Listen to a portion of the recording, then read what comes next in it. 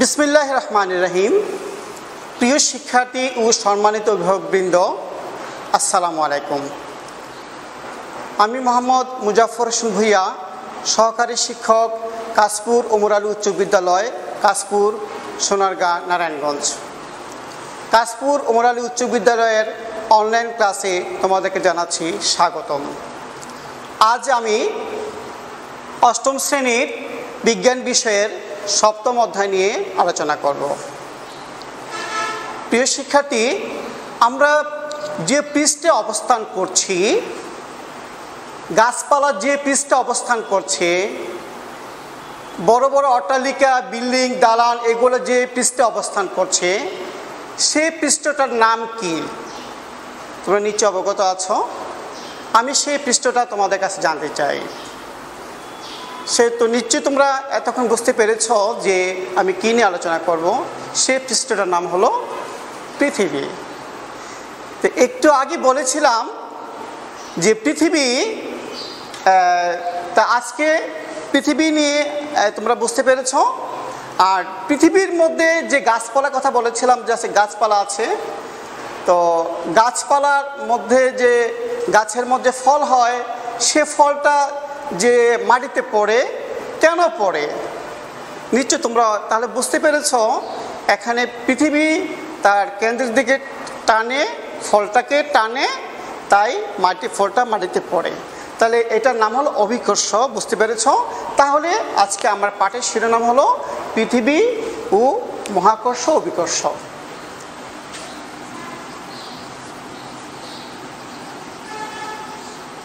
পৃথিবী ও মহাকর্ষ।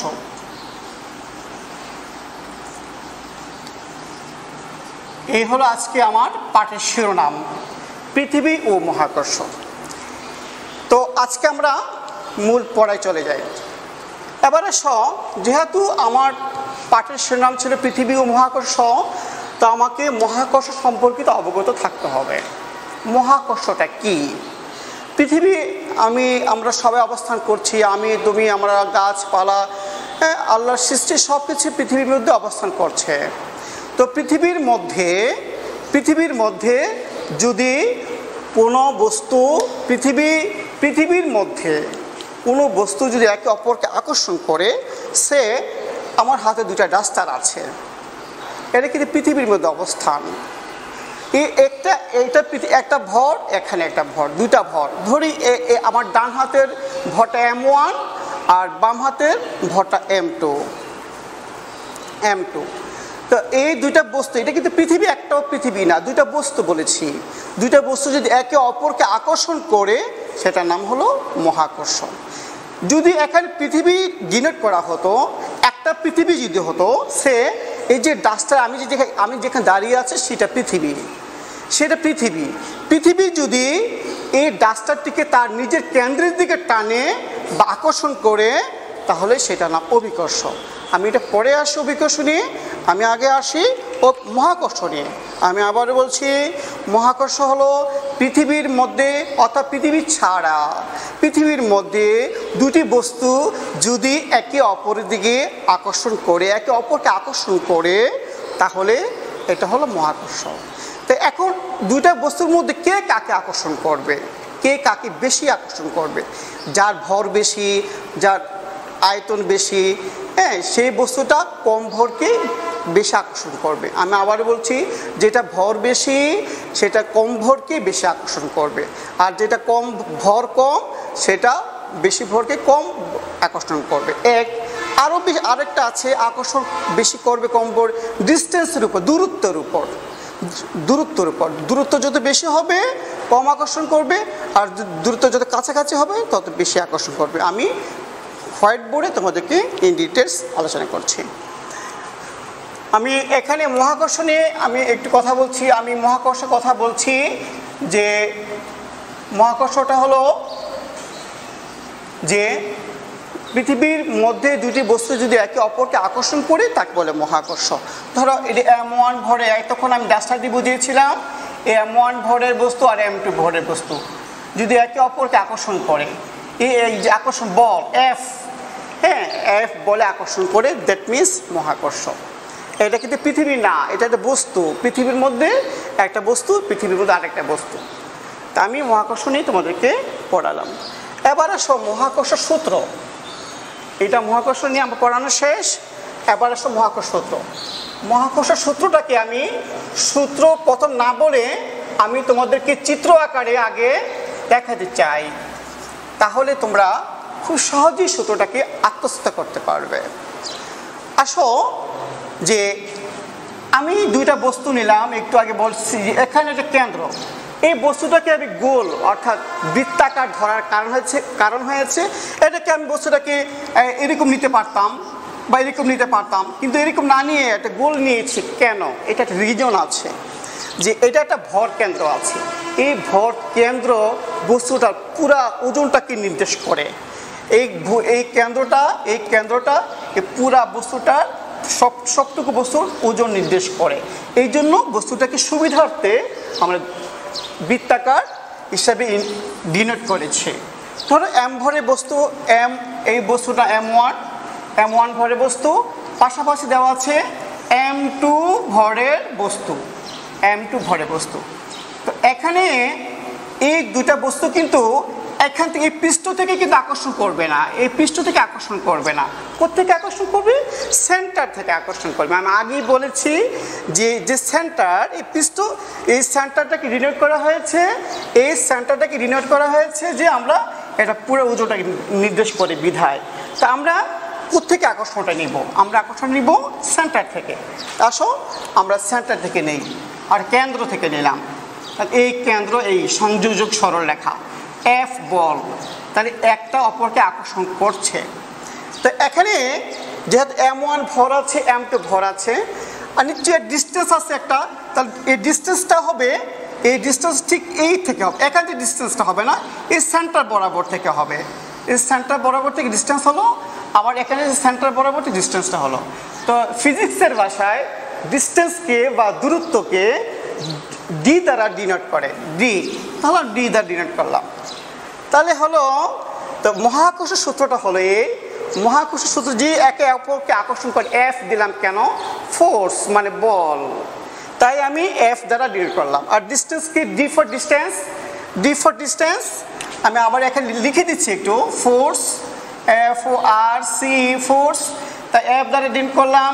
ফোর্সের একক হলো নিউটন, ডিস্টেন্স DISTANC, ডিস্টেন্স দূরত্ব, যাক এটাকে এখানে এটা একক হলো মিটার। হ্যাঁ, তো এই যে ফোর্স বিটা, এই জন্য এফ লিখেছি। ডিস্টেন্স, এই ডিস্টেন্স লিখতে ডি লাগে, এখানে ডি লিখেছি। তো আসো মহাকর্ষ সূত্রটা আমি বলি, যে মহাকর্ষ সূত্র আমি আবার বলি, মহাকর্ষ সূত্রটা হলো মহাকর্ষ একটা বল, এফ দ্বারা একটা বল ইন্ডিকেট করা হয়েছে। তো এফটা মহাকর্ষ বলটা হয়েছে এই যে বস্তু দুটির ভরের গুণফল, বস্তু দুটি ভরের গুণফল, এই যে M1 এবং M2 গুণফলের সমানুপাতিক, সমানুপাতিক বা ইংলিশ বলে প্রপোর্শনেট, প্রপোর্শনেট, যেটা ইংলিশে বই লিখে PROPONATE, প্রপোর্শনেট, বা বাংলায় বলে সমানুপাতিক। এক, তাহলে মহাকর্ষ সূত্র কিন্তু বলেছি ভরের বস্তু ভরের দুটির গুণফল, বস্তু ভরের দুটির গুণফল মানে M1 এবং M2 গুণফল, মানে এখানে ইন্ডিকেট করতে একটা ফোঁটা দিলে পারো, না দিলেও বোঝা যায় গুণফল সমানুপাতিক। এবং এখানে শেষ নয়, আরও আছে। এবং এই মহাকর্ষ বলটা হবে তাদের দূরত্বের ব্যস্তানুপাতিক, ব্যস্তানুপাতিকের দূরত্বের বর্গের ব্যস্তানুপাতিক, দূরত্বের বর্গের ব্যস্তানুপাতিক। তাহলে এই মহাকর্ষ বলটা হলো ভরের দুটি বস্তু দুটি ভরের গুণফলের সমানুপাতিক এবং তাদের দূরত্বের বর্গ মানে স্কয়ার এর ব্যস্তানুপাতিক। তাহলে মহাকর্ষ সূত্র দুটাকে ডিনোট করা হয়েছে। তাহলে আমরা দুটাকে ইকুয়েশন করে লিখতে পারি। কি লিখতে পারি দেখো, তাহলে এখানে আবার এখানে একটু কাজ করে, এই যে মহাকর্ষ সূত্রটা, মহাকর্ষ একটা বস্তু যে একটা বস্তুকে আকর্ষণ করলো, এখানে কি কাজ করবে একটু পরে বলছি। তাহলে আমি আসলাম দুটাকে আমরা একসাথে যদি করি, এই যে এফ প্রপোর্শনেট, হ্যাঁ, তাহলে F proportionate M1 M2 by D square. এই দুটাকে যদি আমরা একত্রিত করি তাহলে F proportionate M1 M2 by D square. এখান থেকে আমার আরেকটু কাজ আছে, আমি এখানে উপরে লিখি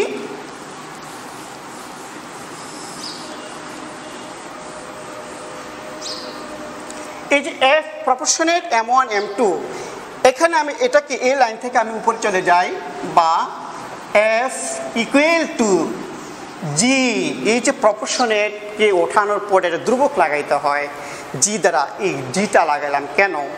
কারণ আছে আমি জির পরিবর্তে অন্য কিছু ব্যবহার করতে পারতাম, বাট আমি এখানে ইউজ করেছি জি।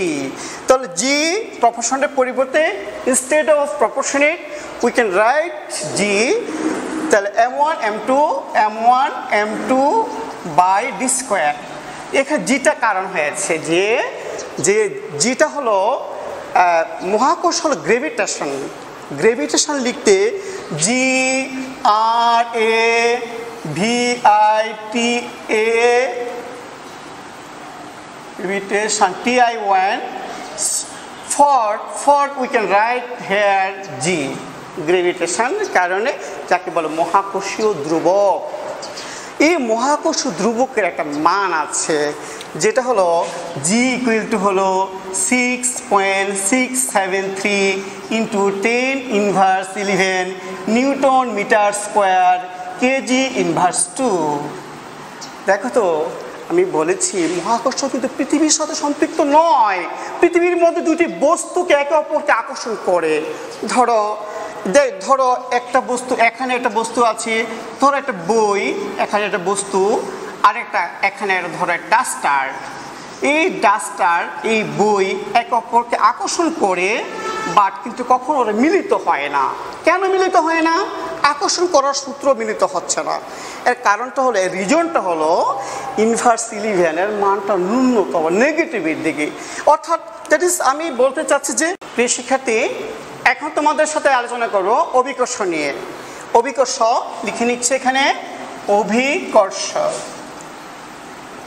Gravity GRAVITY gravity.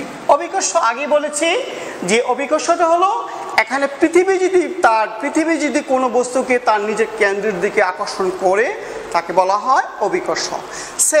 তুমি একটা এখানে উপরে ঢিল মারছ, তুমি নিক্ষেপ করেছো, ঢিল মেরেছো উপর দিকে, বা কোনো বস্তুকে উপর দিকে নিক্ষেপ করেছো, এই বস্তুটা অটোমেটিক্যালি উপর থেকে আবার নিচের দিকে চলে আসবে।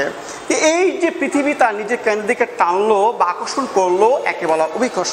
তো আমি এই চিত্রের মাধ্যমে দিচ্ছি, যেমন ধর তোমরা ক্রিকেট খেলা সবাই পছন্দ করো, এখানে বলার যখন বল করে ব্যাটসম্যান তখন বল দিকে আঘাত করে উপর দিকে নিয়ে দেয় ছক্কা করার জন্য, ছক্কা বা চার বা রান করার জন্য। তো এখানে যে বলটা উপর দিকে গেল, তারপর আবার নিচের দিকে চলে আসলো, কেউ তাকে কিন্তু বিনা বাধা, বিনা উপরে চলে গেল, আবার বিনা বাধা আবার নিচের দিকে চলে আসলো। তো এই যে পৃথিবী যে তার নিজের কেন্দ্রের দিকে টানলো একই বলা হয় অভিকর্ষ। সো আমি এখানে আরেকটু দিচ্ছি, যেমন ধরো একটা বস্তুকে উপর দিকে নিক্ষেপ করলাম, এটা অটোমেটিক এম ভরের বস্তুটিকে উপর দিকে নিক্ষেপ করলাম, আবার যে অটোমেটিক্যালি আবার এটা আর্থ, এই যে আমি সিম্বলটা দিলাম, এতক্ষণ ছিল একটা রেখা, আমি নিজে যে করে দাগ দিয়েছি এটা আর্থ বোঝালাম, এটা অটোমেটিক চলে আসলো এই এম ভরের বস্তুটাকে। এই এটার নাম হলো গ্রেভিটি বা অভিকর্ষ। এই যেহেতু এখানে গ্রেভিটি আছে, এখানে অভিকর্ষ পড়ালাম, এবার আসো অভিকর্ষ ত্বরণ নিয়ে পড়ে।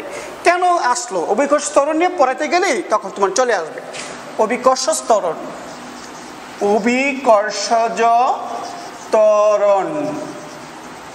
তো ত্বরণ আমরা জানি যে আমরা স্বাভাবিক বেগ বৃদ্ধির হারকে ত্বরণ বলে, আমরা সবাই জানি। তো এখানে ত্বরণটা আমরা আমরা ব্যাখ্যা কিন্তু আগেই জানি, সংজ্ঞাটা কিন্তু আগেই জানি। বেগ বৃদ্ধির হারকে, সময়ের সাথে অসমবেগের পরিবর্তনের হারকে ত্বরণ বলে, এটা আমরা আগেই জানি। তো এখানে একটি অ্যাড করা হয়েছে অভিকর্ষ ত্বরণ। অভিকর্ষ ত্বরণটা হয়েছে অভিকর্ষ বলের প্রভাবে দ্যাট ইজ পৃথিবীর আকর্ষণের কারণে অভিকর্ষ বলের প্রভাবে মুক্তভাবে যে ছেড়ে দেওয়া হয়, তাহলে পৃথিবীর যে ত্বরণে যে বলে আকর্ষণ করে, হ্যাঁ, যে বেগ বৃদ্ধির হার হয়, যে বস্তুর যে বেগ বৃদ্ধি ঘটে আর তাকে বলা হয় অভিকর্ষ ত্বরণ। অর্থাৎ অভিকর্ষ বলের প্রভাবে কোনো বস্তু উপর থেকে ছেড়ে দিলে যে বেগ বৃদ্ধি ঘটে বা বেগ বৃদ্ধির হারকে ত্বরণ বলে। ঠিক আছে, তো এখানে এই অভিকর্ষ ত্বরণ মান জি দ্বারা প্রকাশ করে, অভিকর্ষ ত্বরণ জি দ্বারা প্রকাশ করে, যার মান হলো 9.8 মিটার পার সেকেন্ড স্কোয়ার। অর্থাৎ তাহলে বুঝতেই পেরেছ এই 9.8 মিটার পার সেকেন্ড স্কোয়ার হলো আমাদের এই কারণে, এই মানটার কারণে কোনো বস্তু একে অপর দিকে নিচে চলে আসে। আর যে একটু আগে বলেছিল মহাকর্ষ যে -10⁻11 ছিল, এটা মানটা নগণ্য ছিল বিধায় আমি তুমি পাশাপাশি দাঁড়িয়ে আছি, তারপরও কিন্তু আকর্ষণ করছি একে অপরকে আমরা এক কাছাকাছি আনতে পারি না, কারণ এটা মানটা ছিল নগণ্য মাইনাসের দিকে। আর দেখো এখন এখানে যে মানটা স্ট্যান্ডার্ড এসআই পদ্ধতিতে যে 9.8, এটা মানে সায়েন্টিস্টদের একটা প্রুভড যে 9.8 এত মিটার পার সেকেন্ড স্কোয়ারে যদি আমরা এই মানটা থাকার কারণে পৃথিবীতে, তাহলে এই জন্য পৃথিবীর কোনো বস্তুকে তার নিজেখান থেকে টেনে নিয়ে আসে। তাহলে এবার আসো, এই যে আমি অভিকর্ষ পড়ালাম, অভিকর্ষ ত্বরণও পড়ালাম, ঠিক আছে। তো অভিকর্ষ ত্বরণের পরিবর্তন ফাইন একটা টপিকস, যেটা আসলে পরিবর্তনটা কিন্তু কেন কিভাবে হয় আমরা জানি। আমরা যখন ছোট ছিলাম তখন আমরা বলছি পৃথিবী গোল, কেউ বলছে আপেলের মতো, আবার আমরা জানি যে ফুটবলের মতো, কিন্তু না, পৃথিবী গোল না, ফুটবলের মতো না, আপেলের মতো। আসলে বড় ক্লাসে উঠলে যখন তোমরা এইটা এখন পড়ো, পৃথিবীর উপবৃত্তাকার, উপবৃত্তা, দ্যাট ইজ চাপা, পৃথিবীটা জাস্ট থালার মতো। আমরা আমাদের কখনো বলেছে কোনো টিচার বলে থালার মতো, থালার মতো, তাই এটা উপবৃত্তাকার, এটা জাস্ট বৃত্ত না, এটা জাস্ট বৃত্ত, কয়েকটা অংশ মিলে একটা উপবৃত্তাকার হয়েছে। তো এখানে আমি উপবৃত্তাকারটা তোমাদেরকে দেখালাম। কেন পরিবর্তন, আমি টপিকসটা ছিল যে অভিকর্ষ ত্বরণের পরিবর্তন, এই যে আমাদের 1, 2, 3, 4, 5 নম্বর টপিকস, যে অভিকর্ষ ত্বরণের পরিবর্তন, জি এর পরিবর্তন, জি এর পরিবর্তন কেন হয়, এর রিজনটা কি শুনে নাও। এই যে আমি বলেছি সেন্টার থাকে, এটা পৃথিবীর কেন্দ্র, এই কেন্দ্র থেকে এটি চাপা, তারপরে একটু বেশি, তাহলে এখানে ব্যাসার্ধটা একটু কম।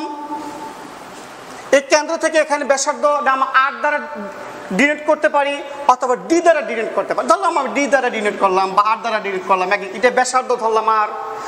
আবার যদি কেউ কোনো টিচার বা কোথাও কোনো বই আছে D আছে, এখানে আবার দূরত্বটা একটু বেশি, এখানে Rটা একটু বেশি। এই যে কেন্দ্র থেকে পৃষ্ঠ থেকে এটাকে বলা হয় মেরু অঞ্চল। এই যে দূরত্বটাকে এটা বলে মেরু অঞ্চল, আর এটা বিষুবীয় অঞ্চল। শিক্ষার্থীরা মনোযোগ সহকারে শোনো যে আমাদের কেন এক এক সময় এক এক ধরনের জিটা মানের পরিবর্তনটা ঘটে, সেটা তোমাদেরকে আমি ডিনে করছি। তো এই মেরু অঞ্চলে আমাদের তোমার গ্রেভিশনের মান হলো 9.83 মিটার পার সেকেন্ড স্কোয়ার। তার মানে অভিকর্ষ ত্বরণ মানে এখানে এত, আর হলো 9.78 মিটার পার সেকেন্ড স্কোয়ার। তোমরা নিশ্চয়ই বুঝতে পারছো এখানে অভিকর্ষ ত্বরণের মান কম, আর এখানে অভিকর্ষ ত্বরণের মান বেশি।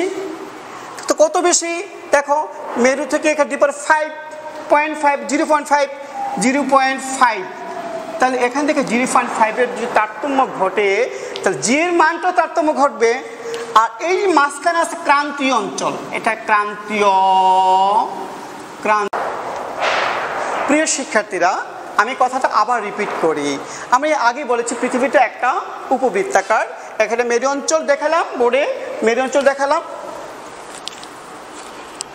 মেরু অঞ্চল, আর এই বিষুবীয় অঞ্চল, এটা ক্রান্তীয় অঞ্চল। এখানে 9.83, এখানে 9.78। এই ডিফারেন্সটা হলো 0.05 মিটার পার সেকেন্ড স্কোয়ার। এই 0.05 মিটার পার সেকেন্ড স্কোয়ার ত্বরণের, অভিকর্ষ ত্বরণের ভিন্নতার কারণে পৃথিবীর এক এক স্থানে এক এক ধরনের জি এর মান। তো আমরা জানি যেখানে মেরু অঞ্চলে বেশি বিধায় এখানে জি এর মান বেশি, এখানে বিষুবীয় অঞ্চল কম। তাহলে মেরু অঞ্চল থেকে যত বিষুবীর দিকে যাবা তত জি এর মান কমতে থাকবে, অথবা অল্টারনেটিভ তুমি চিন্তা করতে পারো বিষুব অঞ্চল থেকে মেরু অঞ্চলে যত দিকে উপর দিকে যাবা তত জি এর মান বাড়তে থাকবে। এই কারণে শিক্ষার্থীরা তুমি বুঝতে পারছো যে পৃথিবীর বিভিন্ন স্থানে জি এর মান বিভিন্ন। আচ্ছা, এই বিষুব অঞ্চল মেরু অঞ্চল নিয়ে আমি তোমরা অনেক তোমার নতুন পাহাড়ি অঞ্চল, যেখানে পাহাড়, যেখানে বড় বড় পাহাড়, সেখানে কিন্তু জি এর মান তারতম্য করে। তোমরা অনেকে বিভিন্ন জায়গায় ঘুরতে যাও, বড় বড় পাহাড়ে ঘুরতে যায়, সেখানে জি এর মান ভূপৃষ্ঠের জি এর মান কিন্তু সেখানে তারতম্য ঘটে। ক্লিয়ার? ঠিক আছে, এবারে আমি জি এর মানটা পরিবর্তনটা কথা শেষ করলাম। এবার আমি এখন আসি পৃথিবীর বিভিন্ন স্থানে জি অর্থাৎ জি ওজনের তারতম্য, অর্থাৎ অভিকর্ষ স্তর ওজন তারতম্য। জির মান যদি পরিবর্তন হয় ওজনও পরিবর্তন ঘটে। জির মান বেশি হলে ওজন বেশি হবে, জির মান কম হলে ওজন কম হবে। তো দেখো, আমি এখানে প্রথমত পৃথিবীর আকৃতি নিয়ে, এই যে পৃথিবীর বিভিন্ন স্থানে পৃথিবীর বিভিন্ন স্থানে জি এর তারতম্য রিজন দিয়েছি আমি 4টা রিজন। 1 নম্বর রিজন হলো পৃথিবীর আকৃতি। সো আমি আগে বলেছিলাম, যে চিত্র দেখেছিলাম পৃথিবীর আকৃতির জন্য। দেখো, আসলে আকৃতি এমন একটা জিনিস, একটা সেন্টার আছে, একটা সেন্টার আছে, আমি আগে বলেছি। তো পৃথিবীর আকৃতি যদি ডাইরেক্ট গোল হতো, একদম স্ট্রেট বৃত্তাকার যদি হতো, তাহলে জির মানটা কিন্তু এভরিহোয়ার জির মান একই থাকতো, এক সমান থাকতো জির মান। কারণ কি, এখানে ব্যাসার্ধ যা, এখানে ব্যাসার্ধ তা, সব জায়গায় ব্যাসার্ধ সমান থাকতো। কিন্তু এখানে ব্যাসার্ধ সমান না। সো এখানে R equal to R, that is সব জায়গা আর, মানে কিন্তু এখানে আর কিন্তু এক নয়, এখানে ডিস্টেন্স এক নয়। সো এই কারণে এখানে ডিস্টেন্সটা এক না, এই দূরত্ব এক না। তোমরা দেখতে পাচ্ছ, এটা ছোট, এটা বড়, যার কারণে এই পৃথিবীর আকৃতিটা ভিন্নতার কারণে জির মানটা ভিন্ন হয়। তারপরে পৃথিবীর আকৃতির কথা শেষ করলাম। উচ্চতা, হ্যাঁ, এবার আসো শিক্ষার্থীরা, যত উপরে যাবা, যত উপরে দেখো, এই জিনিসটা কলম পারফেক্ট, নতুন তোমাদের জন্য নতুন কিছু হতে পারে। এই যে কলমের ভিতরে কালি আছে, কালি দেওয়া, তারপরে নিবের সাহায্যে আমরা লিখি, তারপর এই যে কালিটা এই যে ধরে রেখেছে কলমটা, এই কলমটা যে কালিটাকে ধরে রেখেছে, এটা গ্রেভিশনের কারণে। এই যে এখানে অভিকর্ষ, পৃথিবীর মধ্যে যে 9.8 মিটার পার সেকেন্ড স্কোয়ার অভিকর্ষ ত্বরণ আছে, সে কারণে কলমটা কালিটাকে ধরে রাখতে পেরেছে। একে যত উপরে নাও নিতে থাকো, তখন দেখো কলমটা অটোমেটিক্যালি কলম থেকে কালিটা বের হয়ে যাবে। এর কারণ হয়েছে যত উপরে যাবা তত গ্রেভিশন বা অভিকর্ষ ত্বরণ কমে যায়। যাদের দেশে অর্থাৎ পৃথিবীতে 9.8 মিটার পার সেকেন্ড স্কোয়ার, আমরা একটু আগে বলেছি 9.8 পৃথিবীতে হয় কোথায়? পৃথিবীতে। যাদের দেশে 6 ভাগের 1 ভাগ, 6 ভাগের 1 অংশ, দ্যাট ইজ 9.8/6। এটাকে ভাগ করলে হবে 1 পয়েন্ট সামথিং কিছু একটা হবে। এই যে 1 পয়েন্ট, অর্থাৎ এত কম। দ্যাট ইজ, আমি বলতে চাচ্ছি যত উপরে যাবা গ্রেভিশনের মানটা খুব কমতে থাকবে। আর এই কারণে এই উচ্চতা, যত উপরে যাবা, আমি আবার বলি, যত উপরে যাবা, পৃথিবী থেকে যত উপরে যাবা তত গ্রেভিশন কমতে থাকবে।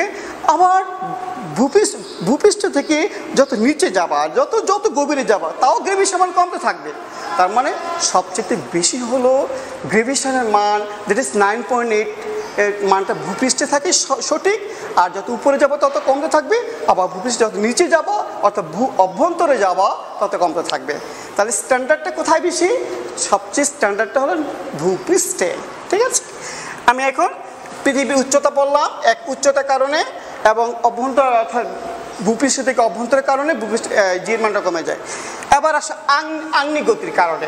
আগ্নেয় গতিটা কি? এখানে যাই জিওগ্রাফি পর্ব, তোমরা যা ভূগোল পড়েছ, এখানে আগ্নেয় গতি, বার্ষিক গতি, অর্থাৎ পৃথিবী কি করে, পৃথিবী সূর্যের চারদিকে ঘুরে 365 দিনে 1 বছর। তো এখানে গতি সৃষ্টি আছে, আগ্নেয় গতি, বার্ষিক গতি, 365 দিন ঘুরলে পরে গিয়ে 1 বছর হয়। তো এখানে এই যে ক্রান্তীয় অঞ্চল, আমি বলেছি এটা মেরু অঞ্চল, এটা মেরু বলেছিলাম, একটু বলেছিলাম এটাকে বিষুবীয় বলেছিলাম। অর্থাৎ বিষুবীয় থেকে পৃথিবী যখন ঘুরে নিজ কক্ষপথে ঘুরে, আমি আবার বলি পৃথিবী কিন্তু এক জায়গাতে শুধু বসে না, নিজ কক্ষপথে ঘুরে এবং সূর্যের চারদিকে ঘুরে। তার মানে ঘুরে ঘুরে ঘুরে নিজেও ঘুরে আর পৃথিবীর চারদিকে ঘুরে। মজার ব্যাপার, তাই না? আল্লাহ সৃষ্টিকর্তা আমাদের কীভাবে দিয়েছেন, আমাদের কি পৃথিবী সাজিয়েছেন, এই গ্যালাক্সি, ছায়াপথ, গ্রহ, উপগ্রহ, নক্ষত্র কত কিছু সুন্দরভাবে সাজিয়েছেন। এর মধ্যে যদি কোনো বেমিল হয় তাহলে দুর্ঘটনা হওয়ার সম্ভাবনা থাকে। তো আমি আবার বলি বিজ্ঞান কিন্তু কোরআন থেকে এসেছে, কোরআনকে রিসার্চ করে কিন্তু বিজ্ঞান হয়েছে। আল্লাহ যা সৃষ্টি করেছে সব কোরআনে লিপিবদ্ধ করে দিয়েছেন এবং সেখান থেকে বিজ্ঞানীরা সার্চ করে তারপর বিজ্ঞানটা আবিষ্কার করেছে। তো এখানে দেখো এই যে আমি শুধু একটা কথা নিয়ে বলছি, শুধু পৃথিবী নিয়ে আমি আলোচনা করছি, তারপর আরও তো গ্রহ আছে, গ্রহ নক্ষত্র আছে। এই গ্রহ একটা গ্রহ আরেকটা গ্রহ আরেকটা গ্রহ, এই যে প্রতিটা গ্রহের সাথে একটা অপরের সাথে কি আছে, একটা রিলেটেড আছে, মহাকর্ষ আছে। আর পৃথিবী যখন অন্যান্য গ্রহকে আকর্ষণ করবে তখন অভিকর্ষ। তো আগ্নেয়গতি কারণে অর্থাৎ বিষুবি থেকে যখন যত মেরুর দিকে যাবা তার কার মান বাড়তে থাকবে, বলো শিক্ষার্থীরা কার মান বাড়তে, জির মান বাড়তে থাকবে। বিষুবি থেকে যখন মেরুর দিকে যাবা তখন জির মান বাড়তে থাকবে, আবার মেরু থেকে যখন বিষুবির দিকে যাবা তখন জির মান কমতে থাকবে, একই আগ্নেয়গতির জন্য। ধন্যবাদ শিক্ষার্থীরা। এখন আমি আজকে তোমরা অনেক মনোযোগ সহকারে আমার কথা শুনেছ এবং তোমাদের বাড়ির কাজ দিই।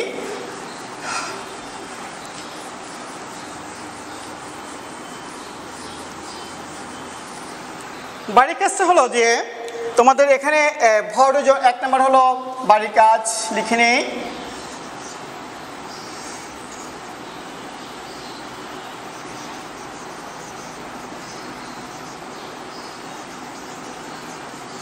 বাড়ির কাজ ভর, 2 নম্বর ওজন, 3 নম্বর ওজনহীনতা,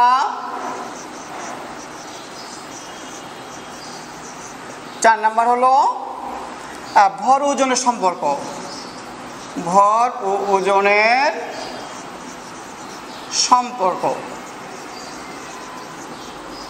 এই নিয়ে তোমাদের বাড়ির কাজ তোমরা এই টপিকসগুলা ভালোভাবে মনোযোগ সহকারে বাসায় আত্মস্থ করবে এবং আমি যে লেকচার দিয়েছি বইটা ফলো করবে, দেখবে তোমাদের আরও সুন্দরভাবে শেষ হবে। আর এই করোনাকালীন সময়ে তোমরা ভালো আছো, এই জন্য আল্লাহর কাছে হাজার শুকরিয়া জ্ঞাপন করছি, আমি ভালো আছি। আর তোমরা অন্তত 20 সেকেন্ড ধরে যে কোনো সাবান দিয়ে তোমরা হাত দেবা, খাওয়ার আগে হাত দেবা, যত্রতত্র স্থানে হাত দেবা না এবং সুস্থ থাকবে, মাস্ক ব্যবহার করবে এবং সামাজিক দূরত্ব বজায় রেখে চলবে এবং বিনা প্রয়োজনে ঘর থেকে বের হবে না। ধন্যবাদ, আল্লাহ হাফেজ, ভালো থাকো।